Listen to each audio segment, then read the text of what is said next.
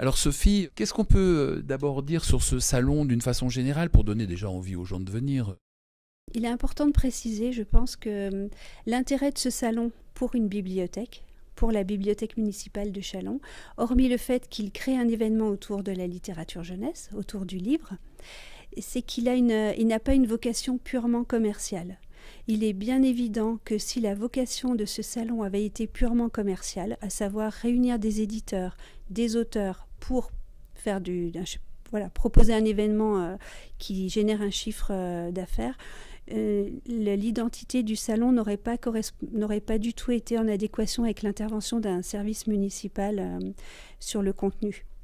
Si les services du livre du Grand Châlons et la direction de la petite enfance, le service famille se mobilisent, c'est que la vocation de ce salon est vraiment de créer un événement de lecture publique. Les gens qui vont venir vont pouvoir trouver, donc parce qu'on a bien compris qu'il y avait quand même quelques libraires, qu'il y avait quand même une partie commerciale, mais en type d'animation, ils peuvent venir avec des enfants de quel âge? Qu'est-ce qu'ils vont pouvoir faire? Parce que souvent, dans les familles, on a besoin d'en parler à l'avance, on a besoin de savoir un peu pourquoi on va. Le public peut venir avec des enfants de tout âge, des tout petits. Voilà, à partir un bébé peut venir puisqu'il sera accueilli sur le stand de la direction de la petite enfance, mais également sur le stand des bibliothèques, autour des cartonnets, de tous ces petits contenus même sonores, jusqu'à l'âge de l'adolescence.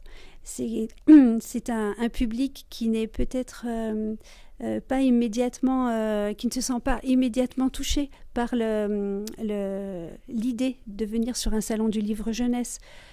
Bien souvent, la littérature jeunesse est associée dans l'esprit du public aux tout petits, aux enfants, auxquels on raconte des histoires. Mais en réalité, non. Le salon propose également une partie d'animation numérique et de découverte de contenu de littérature pour adolescents. Donc nous proposons des animations sur le stand de bibliothèque, type lecture de Kamishibai. Alors le Kamishibai, c'est un petit théâtre japonaise, à la mode japonaise, qui permet de lire des textes en faisant défiler l'image de l'illustration justement de l'histoire et qui permet de laisser une parole assez libre au narrateur. Nous proposons également des rendez-vous pour les scolaires. La journée des scolaires sera très riche pour les bibliothèques, puisque nous proposons un speakbook, c'est-à-dire un rendez-vous sur le principe du speed booking, sur lequel les bibliothécaires se répartissent autour de petites tables.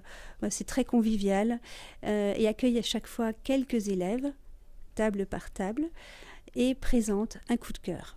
Alors, un coup de cœur, pas un coup de cœur par bibliothèque, par bibliothécaire. On a tous 5-6 coups de cœur au choix que nous proposerons en fonction des enfants que nous aurons face à nous.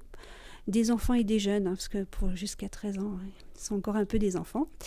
Même les adultes, nous sommes parfois des enfants quand nous écoutons une histoire. Au signal sonore, les jeunes changeront de table et d'interlocuteur. Nous proposons également un rendez-vous de booktubers, un peu original, qui cette fois donne la parole aux collégiens, puisque là on touche vraiment les adolescents, et ce sont eux qui viennent devant une petite caméra, un iPad, pas trop impressionnant, pour présenter un coup de cœur, un de leurs coups de cœur, et qui le défendent. La vidéo sera diffusée sur autorisation parentale uniquement dans le cadre du salon. Elle ne sera pas diffusée hors les murs du salon. C'est important de le préciser. Donc c'est une manière un peu ludique pour eux de participer au salon.